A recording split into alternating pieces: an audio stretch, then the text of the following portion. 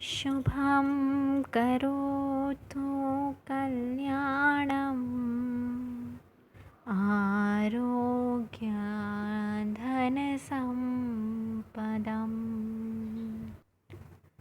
शत्रुबुद्धि विनाशाय दीपज्योति नमोस्तुते।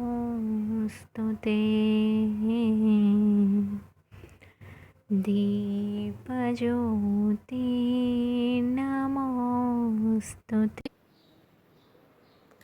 नमस्ते दोस्तों, आप सबका स्वागत है मेरी YouTube चैनल पर। आज आप सबने मुझे देखा दिया जलाते हुए।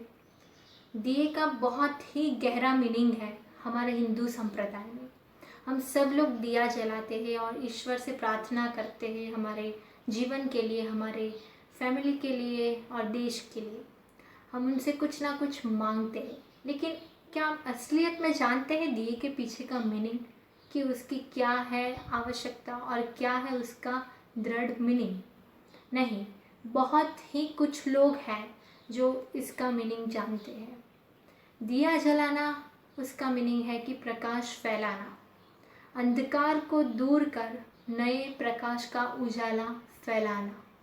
दिए का सही अर्थ ये है, और हम सबको ये सीखना चाहिए कि असलियत में हम सबको अपने जीवन में अंधकार को दूर कर प्रकाश का उजाला फैलाना चाहिए।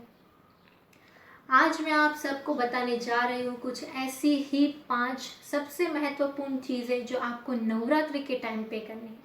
आप सब लोग जानते हैं नवरात्रि आ रही है, कितना खुशी का त्यौहार है, माँ आदिशक्ति का त्यौहार है। माँ आदिशक्ति के 9 रूपों की प्रार्थना होगी, पूजा होगी, अर्चना होगी, और हम सब लोग उससे प्रे करेंगे। उस टाइम के दौरान मैं आप सबको कुछ ऐसी 5 इंटरेस्टिंग बातें बताने जा रही हूँ जो आप सबको फॉलो करनी चाहिए नवरात्रि के टाइम पे।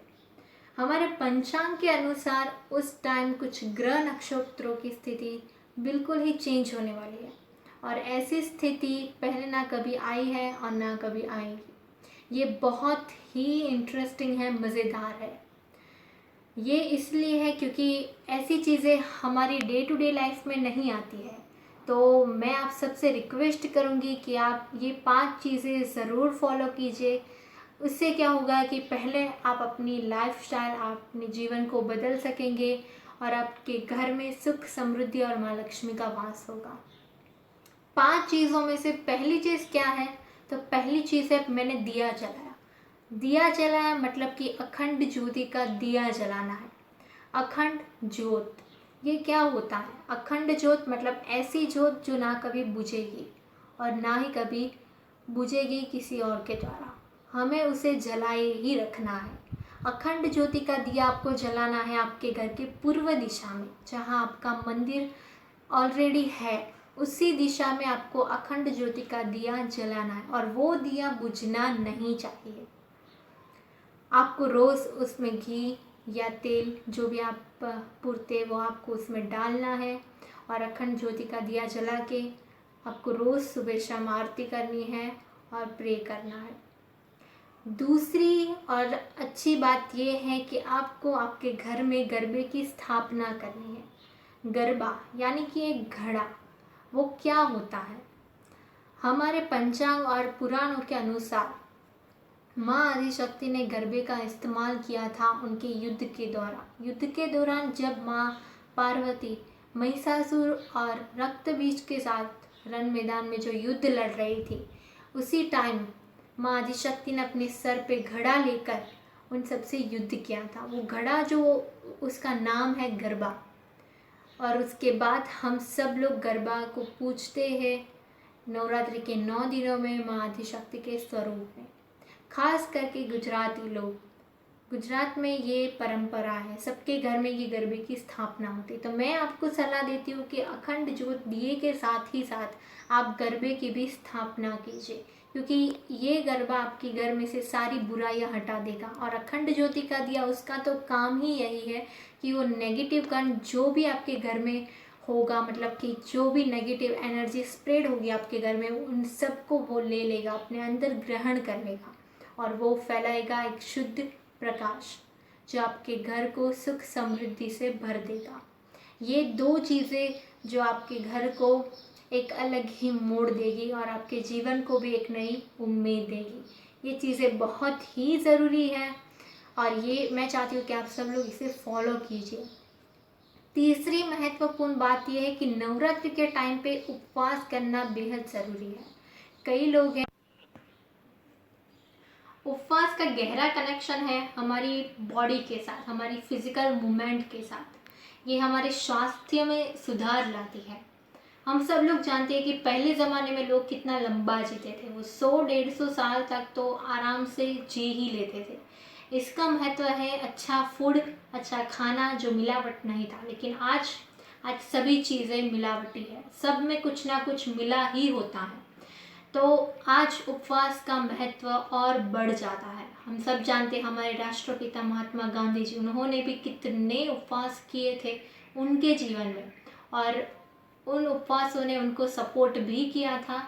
और ये मेरा खुद का एक्सपीरियंस है, मैं आप सबके साथ शेयर कर रही हूँ कि सच्ची में सही में उपवास बहुत ही ज़रूरी है। क्योंकि पहली बात ये हमारे शरीर के जो तंत्र है, यंत्र है, उनको शांति देता है। हम अगर एक टाइम खाते हैं तो बाकी के टाइम वो हमारे यंत्र को शांति प्रदान करता है और वो एनर्जी बचती है, वो एनर्जी यूज़ होती है हमारे माइंड में और माइंड में वो हमारे सेल को इम्प्रूव करती है और हम सबको इतनी उम्मीद देती है कि हम ज़्यादा से ज़्यादा कंसंट्रेट कर पाए हमारी उन चीज़ों पे जिसमें हमें हमारा कंसंट्रेट करना चाहिए। तो उपवास का बहुत ही गहरा कनेक्शन है इन सबके साथ। तो ये तीसरी चीज़ है जो आपको फॉलो करनी चाहिए। एक टाइम ही खाना चाहिए नवरात्रि के दौरान, क्योंकि ये बहुत ही ज़रूरी है और ये 100% आपको फ़ायदा भी करवाएगा। चौथी महत्वपूर्ण बात ये है कि नवरात्रि के टाइम पे हम सब लोग जानते हैं हमारे घर पे मिष्ठान बनती है, मिठाइयाँ बनती है। लेकिन चौथी जो महत्वपूर्ण बात है वो ये है मेडिटेशन के साथ जुड़ी हुई है, लेकिन कुछ तरह वो अलग है। अलग क्या है? तो पहली बात मैं आप सबको सजेस्ट करूँगी कि पहले तो आप अपने घर की कोई एक जगह सिलेक्ट कर लीजिए, ऐसी जगह कि जहाँ आपको कोई डिस्टर्ब ना करे और आप शांति से उस जगह पर बैठ के अपना कुछ ध्यान मेडिटेशन में लगा सकते हैं और ईश्वर को याद कर सकते हैं। इस चौथी चीज़ में मैं आपको बताने जा रही हूँ कि पहले तो आप वो जगह सिलेक्ट कर लीजिए, उसके बाद आप कुछ भी माला ले लीजिए या आपके घर में छोटी सी कोई भी माला हो वो माला ले लीजिए और जो भी ईश्वर का नाम आप भजते हो उनका नाम स्मरण कीजिए, उस जगह पे जाके बैठिए और 5 मिनट तक उस ईश्वर को, भगवान को याद कीजिए। और जबकि मैं आपको बता रही हूँ कि वो ये सब चीज़ें आप नवरात्रि के टाइम पे करेंगे तो नवरात्रि के टाइम पे आपको अच्छा रहेगा कि आप माँ आदिशक्ति के 9 रूपों को ही पूजे, 9 रूपों को ही याद करें और उनका नाम लें। 5 या 10 मिनट तक ये करने से आपको बेहद खुशी होगी, आराम मिलेगा, आप अपनी सारी टेंशन भूल जाएंगे, आपकी सारी एंग्जाइटी दूर हो जाएगी और 100% I am sure that you will improve your body power. ये आपको अलग तरीके से ही स्पिरिचुअल एनर्जी देगा जो आपको बहुत हेल्प करेगी आपके फिजिकल मूवमेंट में और साथ ही साथ आपकी मेंटल एनर्जी को भी वो सही तरीके से रंग देगा। क्योंकि ये मेडिटेशन के साथ कनेक्ट है तो डेफिनेटली ये योग का ही एक पार्ट है जो बहुत ही फ़ायदा पहुंचाएगा आपके जीवन में। 5वीं महत्वपूर्ण बात ये है कि पहले तो आपको स्त्री शक्ति के स्वरूप को सम्मान देना है। ये 5वीं बात है, लेकिन आई थिंक ये बात मुझे पहले करनी चाहिए थी क्योंकि ये बेहद ज़रूरी है। हमें जो नारी शक्ति का स्वरूप है, हमारी माँ है, बहन है, हमारी पत्नियाँ हैं या चाची है, दादी है, कोई भी है जो नारी शक्ति का स्वरूप है, स्त्री शक्ति की जो पहचान है, उन्हें सम्मान देना है, उनको आदर सत्कार देना है और उनकी पूजा करनी है। नवरात्रि के टाइम पे ये खास याद रखिए कि नहीं कि सिर्फ नवरात्रि के टाइम पे, लेकिन अपने पूरे जीवन में आपको उन्हें सम्मान देना है, क्योंकि जब तक आप ये ऐसा नहीं करेंगे तब तक आपके घर में कोई भी माँ आदिशक्ति का स्वरूप या जो माँ लक्ष्मी, माँ सरस्वती, दुर्गे के स्वरूप में वो नहीं पधारेगी। तो ये पांचवी बात आपको ध्यान में रखनी है। स्त्री शक्ति जो स्वरूप है उसको पूजना है और उसकी प्रार्थना करनी। तो ये थी हमारी 5 सबसे महत्वपूर्ण बातें जो मैंने आपको बताई है और आप सबको फॉलो करनी चाहिए। ये मैंने ऑलरेडी अपनी जीवन में ये अपनाया। Thank you for watching. Don't forget like and subscribe my channel.